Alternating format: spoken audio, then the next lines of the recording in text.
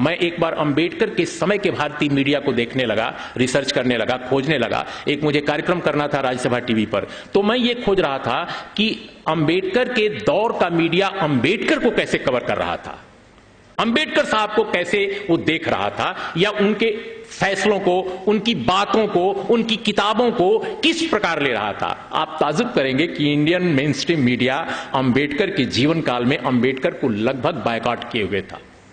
और यही कारण है कि अंबेडकर साहब को मूक नायक से लेकर के, और कई उनको 4-5 पत्रिकाएं उन्होंने समय समय पर निकाली, और भले ही उनका सर्कुलेशन कम रहा हो या आर्थिक स्थिति भी कमजोर रही हो, लेकिन उनको लंबे समय तक बीच बीच में कई पत्रिकाओं का संपादन करना पड़ा, संचालन करना पड़ा, और उसके लिए आर्थिक प्रबंधन करना पड़ा। तो ये हाल तो हमारे देश के फ्रीडम स्ट्रगल के दौरान भी था।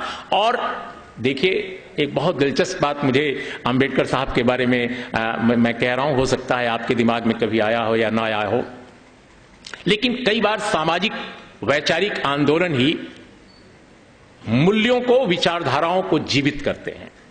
इसका एक उदाहरण है, सबसे बड़ा उदाहरण इसके मुझे भारत की राजनीति में, भारत के समाज में, भारत के बौद्धिक जीवन में अंबेडकर नजर आते हैं। जब मैं पढ़ता था यूनिवर्सिटी में, मैं इलाहाबाद यूनिवर्सिटी में पढ़ता था, उन दिनों की बात है 74 के बाद, तो हम लोग 76 में गए थे, 76, 77, 78 के दौर में।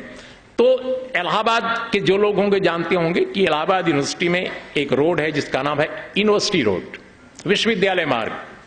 विश्वविद्यालय मार्ग पर जब हम लोग जाते थे तो उन दिनों दुनिया के तमाम विद्वानों, तमाम स्कॉलर्स की किताबें यूनिवर्सिटी रोड पर दिखती थीं। मार्क्स से लेकर के मनुस्मृति तक,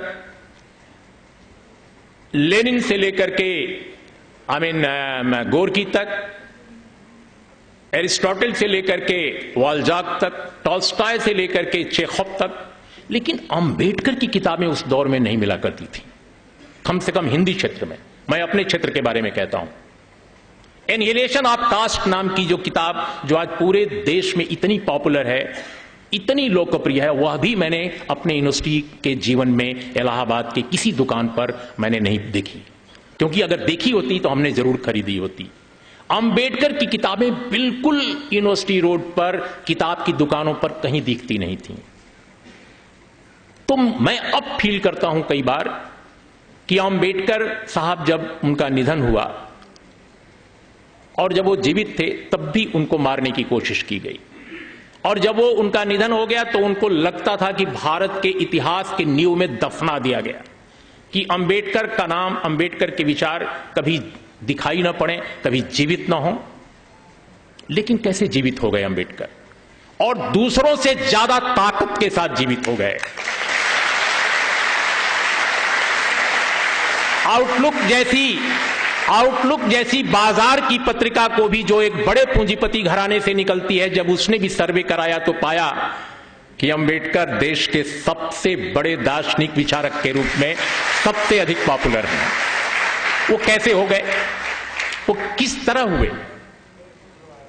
तो मैं एक स्टूडेंट के तौर पे भारतीय इतिहास के, भारतीय राजनीति के एक इतिहासकार, एक छात्र के रूप में जब देखता हूं तो मुझे लगता है कि जो यूनिवर्सिटी रोड पर मुझे अंबेडकर की किताबें नहीं मिला करती थीं, खासकर नॉर्थ इंडिया में, महाराष्ट्र में मिला करती थीं, क्योंकि वहां आंदोलन था, वहां विचार के लोग थे।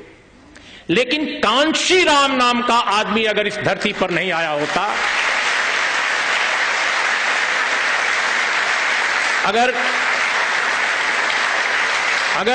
अगर कांशीराम का आंदोलन, जिसे बहुजन समाज आंदोलन कहते हैं, अगर उसने नॉर्थ इंडिया में उसने जन्म न लिया होता तो यकीन मानिए अंबेडकर को मार डाला गया था।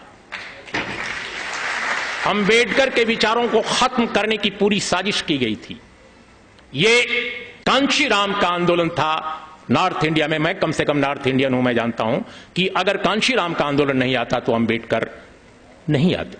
अंबेडकर को जीवित कर दिया कांशीराम के आंदोलन ने, इसमें मुझे कम से कम, कोई कुछ भी कहे, मैं इसको मानता हूं।